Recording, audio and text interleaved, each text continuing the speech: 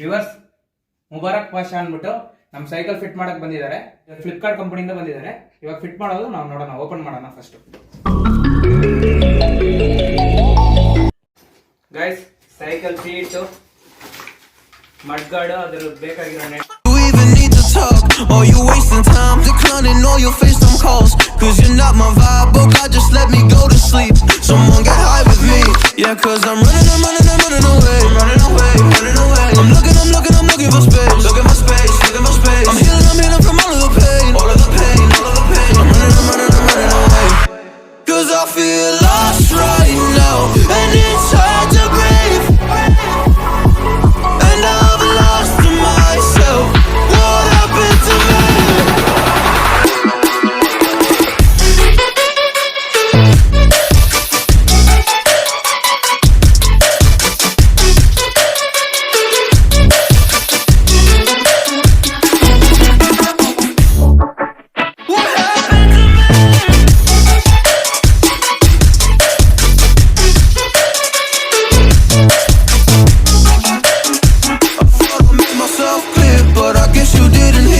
Stop texting every second, I just wanna disappear. Like a fly up in my ear, you don't ever wanna stop. Yeah, you have me kicking rocks, just leave me alone for once. Just leave me alone, I'm running away. I'm looking for space. Look at my space. I'm healing from all of the pain. I'm running away.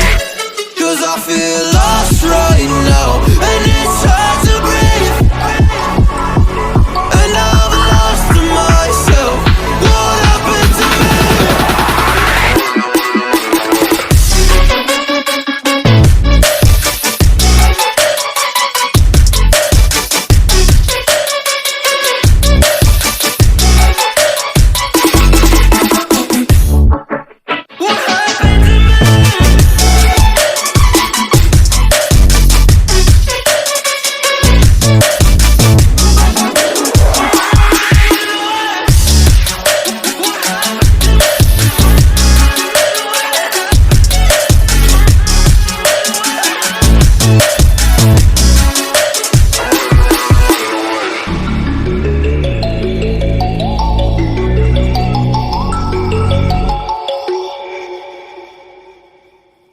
Cause you're not my vibe, but God just let me go to sleep.